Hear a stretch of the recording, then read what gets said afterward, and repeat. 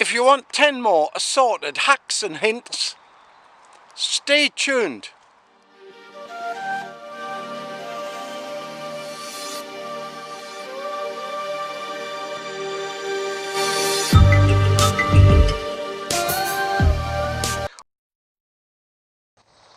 This looks like a pretty good area for an improvised shelter.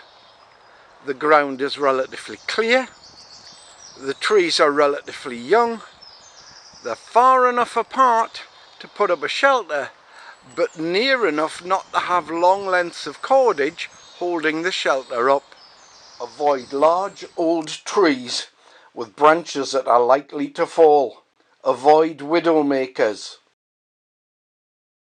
When you finish sharpening your blade, the final touches are to give it a good stropping. Now you don't need to buy a strop. What you can do is stick some old leather on the back of a board. Glue it down securely, let it set, strop away, and you get a razor sharp edge. If you want to make your stropping even more effective, buy some polishing compound, rub it on the strop and strop away.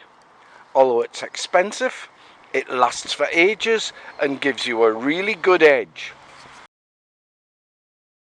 A hacksaw blade holder allows you to get into confined spaces to saw.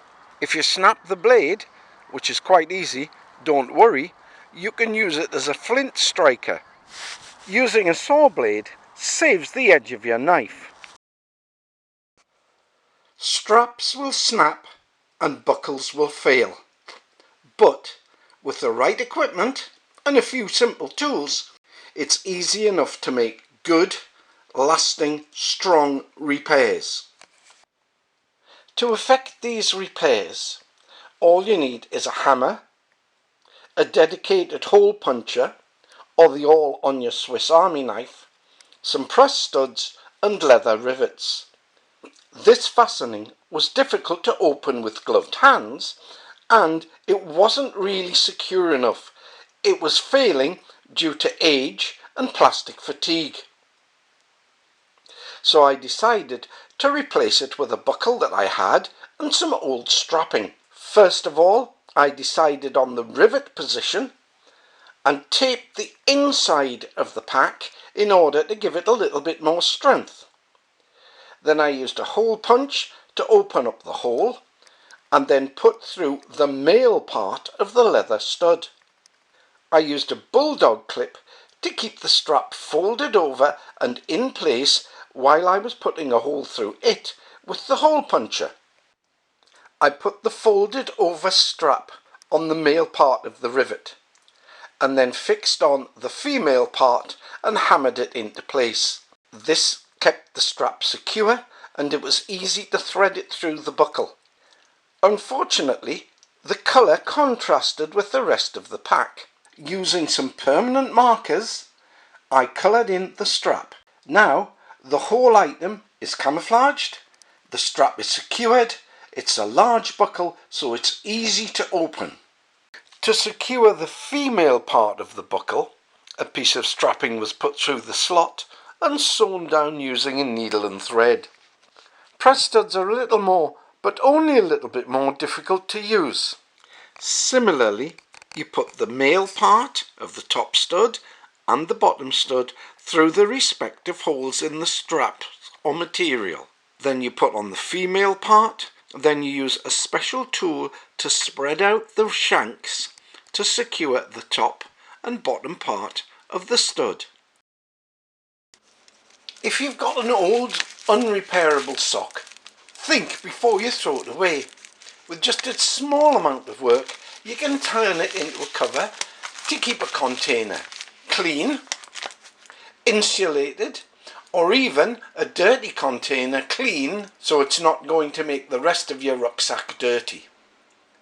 Pin the sew line, sew it, take the pins out, cut it, turn it inside out, sew it again.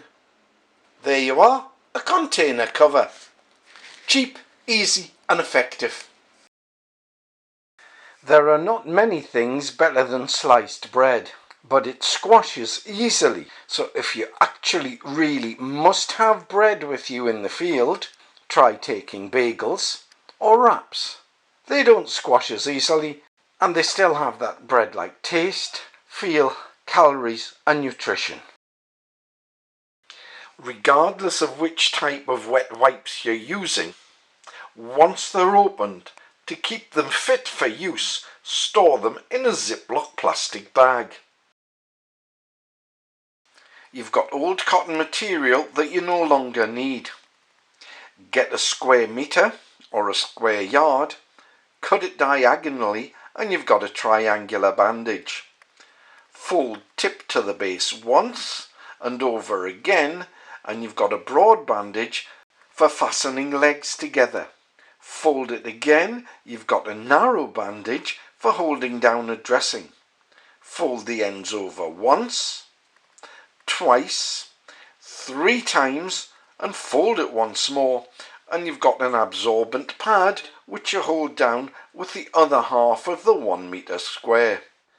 To store and protect your folded up triangular bandage, put it in a plastic money bag. It's cheap and you can tear the plastic bag easily if you have to get to the triangular bandage quickly. When your hands are cold or you're wearing gloves, your fingers are far less dexterous.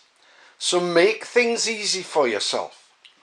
If you've got a flip-off container, line it up correctly and mark it where you need to open it. When it comes time to open it, put the 2 marks together and pull. Easy, fast, and you can do it with cold, gloved hands. Hopefully you've found these hacks and hints helpful. If so, please like, comment and subscribe. So get out there, get training. You know it makes sense, it will serve you well.